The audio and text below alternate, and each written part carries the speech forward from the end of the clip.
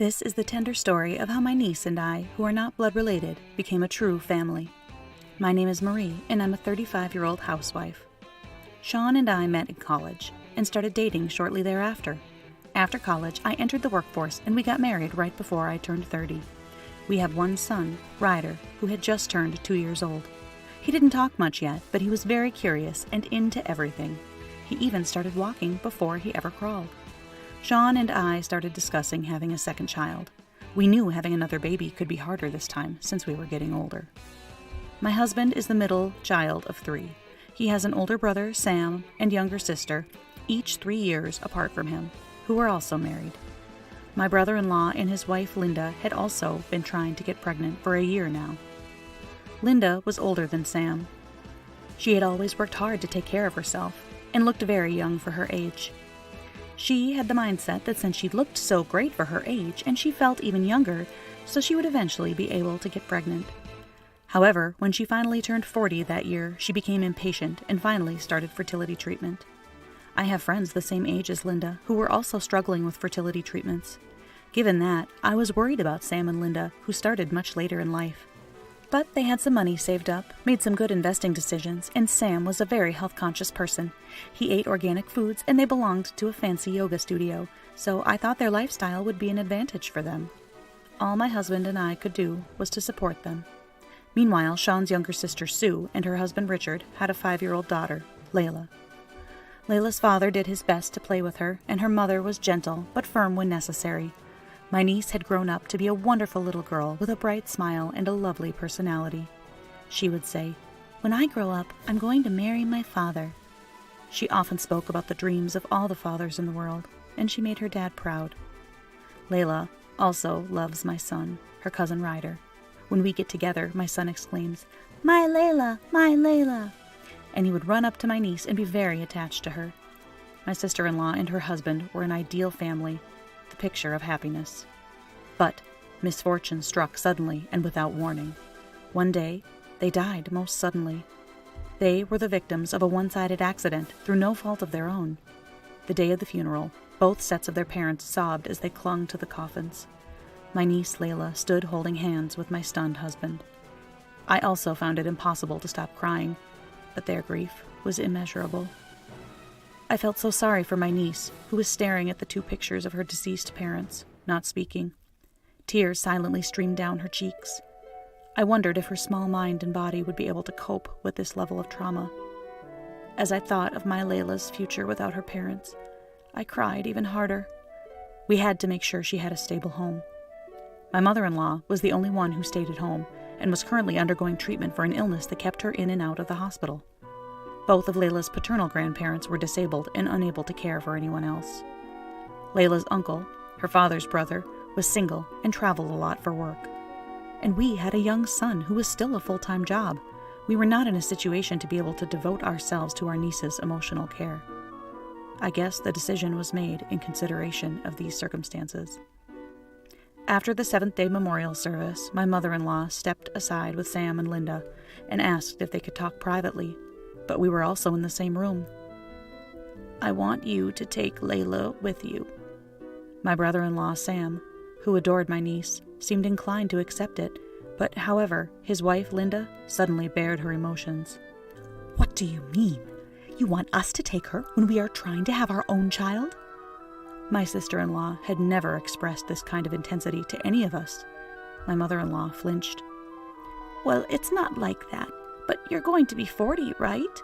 I can't keep paying for your fertility treatment. Layla is a very good girl. That's why." "This is a terrible thing to ask. You said you would support us, but now you are breaking your promise," she ranted, her eyes bloodshot. My sister-in-law, who was always dressed nicely and sat with a twinkle in her eye, was a mere memory.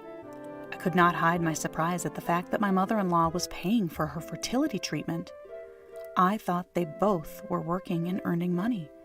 How could they ask my mother-in-law to support them? Where is she spending her money? "No, you see," my mother-in-law tried her best to ease the tension, but the damage had already been done. My sister-in-law erupted like an active volcano. "I don't want someone else's child. much less the child of a couple who didn't have an education or good jobs. I want a child of my own blood, a good child." The room fell silent. "Hey!" Sam shouted as he hurriedly pulled her arm to restrain her outburst, but she refused to back down and glared daggers at my mother-in-law. She seemed so selfish in that moment. It was all too much. I was filled with rage at her words and actions. Layla was sitting still, staring blankly at the pictures of her parents. Although I could not see her face from behind, she must have known, even at a young age, that she was being treated like an intruder, and that her parents were being vilified. I didn't want this child to have to carry anything more on her tiny shoulders.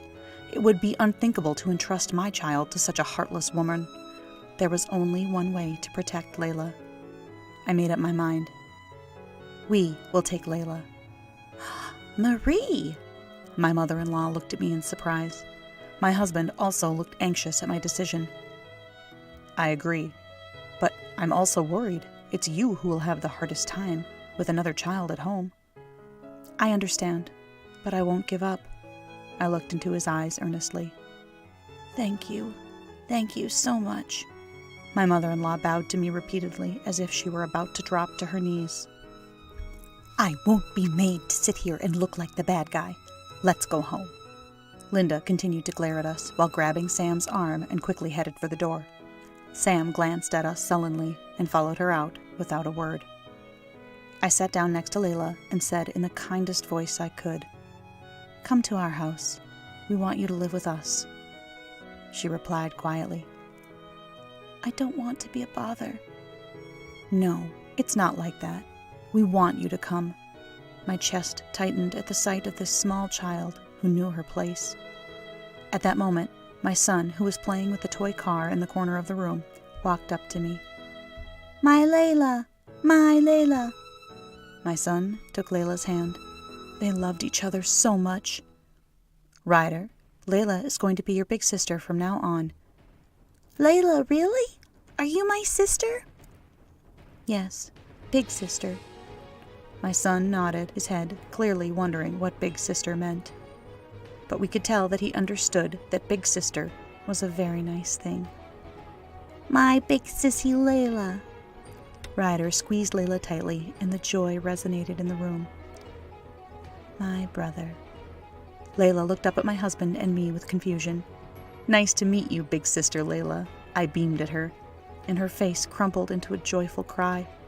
Then she hugged my son's body and sobbed, her little shoulders shaking. I held back tears myself and decided right then and there that I would protect this little girl for the rest of her life. From that day on, Layla was part of our family. She was a very good girl. She worked hard, did well in kindergarten, and even helped out at home. But she didn't smile much, and it was painful to see her have to fight so hard through her grief to find a new place in this world. The trauma and grief of her loss would manifest in sudden night terrors, crying, and potty accidents in the middle of the night. As I stroked her little back as she cried in the dark, wondering if I could ever help get her to a place of healing. It was during times like this that Ryder would often come to our rescue. He would say, "Layla, sissy, let's play," and followed Layla all around the house. He showed his love to her, and always seeking Layla's tenderness, he seemed to fill a void for her that no one else could. At first, she just obediently played with him, but little by little, they settled into a true sister-brother bond, arguing over toys and sternly correcting him when he misbehaved. As parents, we felt spoiled by this sweet little girl. She was always thinking of others and willing to help out. She was never selfish. "Could we have curry for dinner?" she would ask. It was a small request, but I was happy to hear her express her needs and preferences. Sean and I raised Layla like our own, and my mother-in-law supported us as much as she could. Finally, 2 years after Layla came to live with us, I started thinking about getting pregnant again. Of course, I was worried. What would another baby do to Layla's progress and healing? I was very worried. But if I gave up on another pregnancy only because of Layla, that wouldn't be right either. No matter which path I chose, I was sure I would have regrets and difficulties. Then I realized that we only have one life, and I wanted to live a life with no regrets. My husband and I decided to start trying, and we became pregnant. Finally, after several weeks of anxiety, once I felt it was safe to reveal, I told Layla, "We're going to have another baby, big sister Layla." Her eyes widened momentarily, surprised at my words. Then, after a brief pause, she smiled and happily snuggled into my belly. I loved the way she looked at me, and as I stroked Layla's head, we both thought of baby names. One day, without warning, my sister-in-law, Linda, showed up at our house. It felt like the arrival of a curse. She barged through the door and slammed it. Then she took one look at my growing belly and blatantly scowled. "Oh no, you really are pregnant." My mother-in-law had probably told her about my pregnancy. I wondered if she had come all the way here just to confirm it. "How can you take in a child who's not related to you and then have another baby? You have no common sense. I feel sorry for all these children you're raising." The way she just showed up to pick a fight with me made me so angry. What did she know about our family when she hadn't had any contact with us for the past 2 years? "We are happy. We want this baby." "Oh, no, you can't do that. It's harder than you think raising 3 kids, not to mention one that's not even yours." "This is our life. Why are you here?" "I'll take your baby." "What?" I had no idea what she was talking about. A few minutes ago, she was ranting about how children were so much trouble. "I can't continue with fertility treatments anymore, so I'll take your child." What? What is this person saying? I began to shake with anger. "There is no way I would give him to you. Don't act like you are offering to do me a favor." "Oh, no. Is it a boy again? You're so bad at this. Boys are so violent. I'd rather have a girl." "What?" "Then it can't be helped. That girl, Layla, right? I'll take her instead." I was astonished. First, the thought of insulting me, my parenting, and my pregnancy, then demanding this child after refusing to take her in 2 years ago. "Now, after all this time, you want to take Layla back?" "Absolutely not. You're crazy. She belongs with us. That child has gone through so much, and we are her home now. We took Layla in, and she's not a possession to be passed around. We are responsible for raising her to the end." I refused. "What, you're going to act like her mother after raising her for only 2 years? I won't just hand her off to someone who mocks the 2 years she suffered and thinks of her as if she were an object." "You have 3 children. Don't be greedy and give me one." "Why would I give her to you?" She was irritated and stomped her feet in frustration, as if she had expected me to just hand her over willingly. At that moment, the doorbell rang. At the same time, a man's voice comes from the other side of the door. It's her husband, my brother-in-law, Sam. "Hey, you're here, aren't you?" "Ah, give me a break." Sam opened the door with great force. Suddenly, Linda's face turned pale, and she bolted out the door. Sam narrowly managed to avoid colliding with her, and he said suddenly to me, "I'm sorry. I'll tell you what happened later." He then took off after her. I sat down on the spot as if the tension in my body had just been broken. Layla and Ryder, who had been hiding in the living room, approached me fearfully. "Kids, listen." "Mom, Layla isn't going anywhere, is she? She's my big sister. She always will be, right?" My son looked up at me anxiously. "Of course, Layla is our family." I patted their heads, and Layla opened her mouth to speak. "Am I allowed to stay here?" The same question as 2 years ago. At that time, to be honest, a large part of me took her in out of pity. But now, she is my daughter. She completed a part of our family we didn't even know was missing. "I want you to stay here forever." I spoke to her from the bottom of my heart. Layla, who looked like she was about to cry, responded with her best smile. "Yeah." I gathered both children into my arms and squeezed them joyfully. The touch of my children in my arms warmed my heart, and I could feel my son in my belly moving happily. A few days after Linda's visit, Sam and my mother-in-law came to apologize for her behavior, and then shared a shocking secret. Linda had been having an affair. Apparently, she had been trying for over a year to have a baby with a married man in her office who already had a child, because she was exhausted with fertility treatments and their lack of results. She chose this man not only because she liked his face, but also because he had a seemingly successful track record of having children. However, her plan backfired. Sam found out about the affair, had filed for divorce, and demanded alimony. She wanted to escape both alimony and divorce, and she thought that as long as she had a child somehow, some way, she could absolve herself. It's ridiculous and appalling, but it seems that she was in a panic and couldn't think straight. However, she was determined. It was during the confrontation between her and her husband that she fled to our home, demanding what she thought would be a quick fix. I could not believe she thought such a backwards demand would fix her situation. There was a time in our lives when I thought Linda was a more thoughtful person. How shallow and selfish. I'm so glad there was no chance of Layla going with her. Naturally, Sam and Linda divorced. Linda was charged with alimony not only by Sam, but also the wife of the man with whom she had had an affair, and she was accused of cheating within her company, which made her a pariah at work. She's already in her mid-40s. She will have to continue to pay back the alimony alone for the rest of her miserable life. On the other hand, we decided to legally adopt Layla as a result of this incident. I was worried that it would feel like we were taking her from her real parents, but since they had died, I wanted to be able to protect her at all costs and keep her with us legally, forever. But most of all, I wanted to be Layla's legal mother. Eventually, Layla herself started referring to her late mother as Mom, and me as Mama. We slowly grew our relationship to become like a real mother and daughter. Today is my daughter Layla's coming-of-age ceremony. On this once-in-a-lifetime occasion, she asked me to wear my special red long-sleeved kimono. I suggested that she rent a modern kimono, but she said without hesitation, "Mama, I want to wear your kimono." She was adamant. My daughter dressed up in my kimono by arranging it prettily with accessories in a modern style. On the way to the venue of the ceremony with Layla, we were approached by a stranger who was on a walk. "Ah, it must be your coming-of-age ceremony. You're so beautiful, and you look just like your mother." We looked at each other and laughed.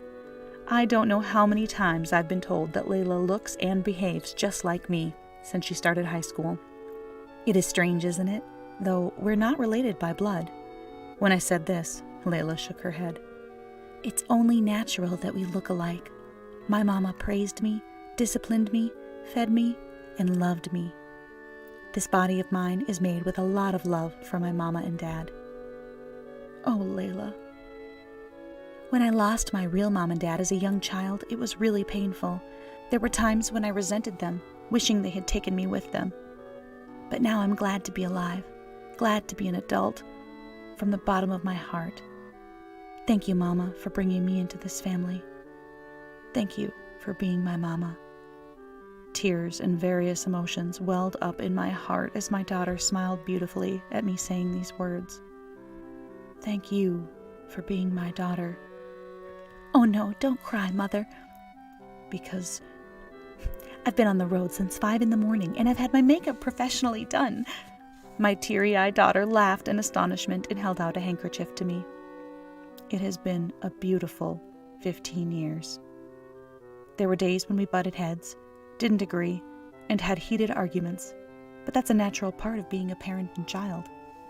This year, Layla will graduate from a vocational school and enter the workforce. A parent's job is to make sure that a child grows up to be an adult who no longer needs them, and I have done my job. It is bittersweet, though, because Layla's presence has made my life better. Mama, even though I'm grown, I will still need you. Always. Of course, you are my precious daughter. Regardless of how we came to be a family, we will always be just that. Family.